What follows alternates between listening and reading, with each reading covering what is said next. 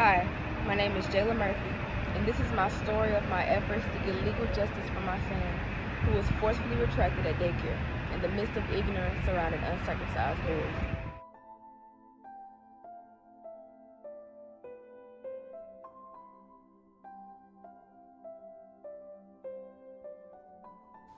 This year in March, my son went through an experience no little boy should have to go through, and I'm still seeking justice. I've been at home with him and was planning to return to work. He is 2, and one day I arranged to take him to a daycare center for about an hour to get him acclimated to the environment. Later that day, while changing his diaper at home, I noticed his penis was red and irritated.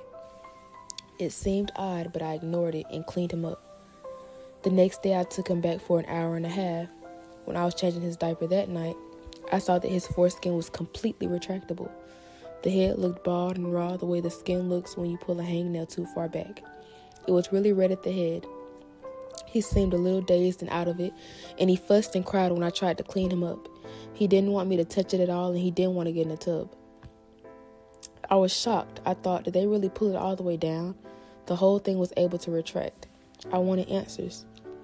When I called the daycare, they claimed nothing had happened, so I turned to the public authorities.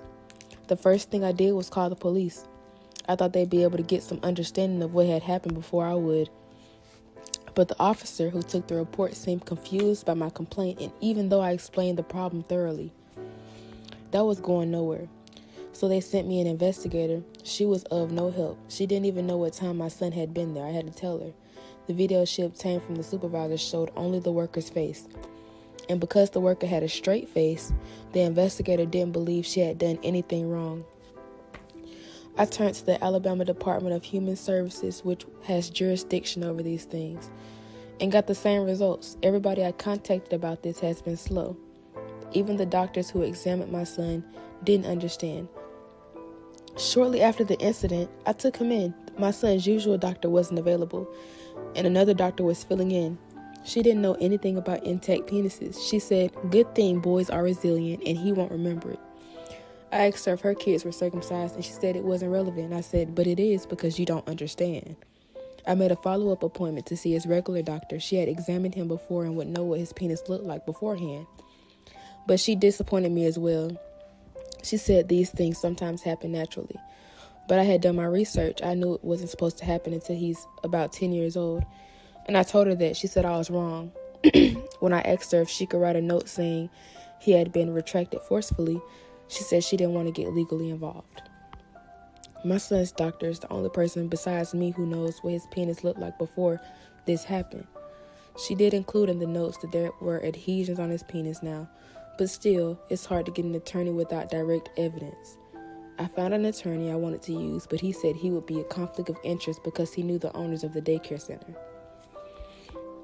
Every step I took was a dead end, and I was getting too irritated and angry, especially because I was sexually molested when I was little, and every step I was taking to seek justice for him was making me even angrier. I ended up letting the whole case go for a while, and at least on the surface, so I could cool off. But I was still so angry inside, and I couldn't let it go. He doesn't seem to be in pain now, but he does go into a daze sometimes. I can't forget this. I can't let that go by. They seriously hurt him.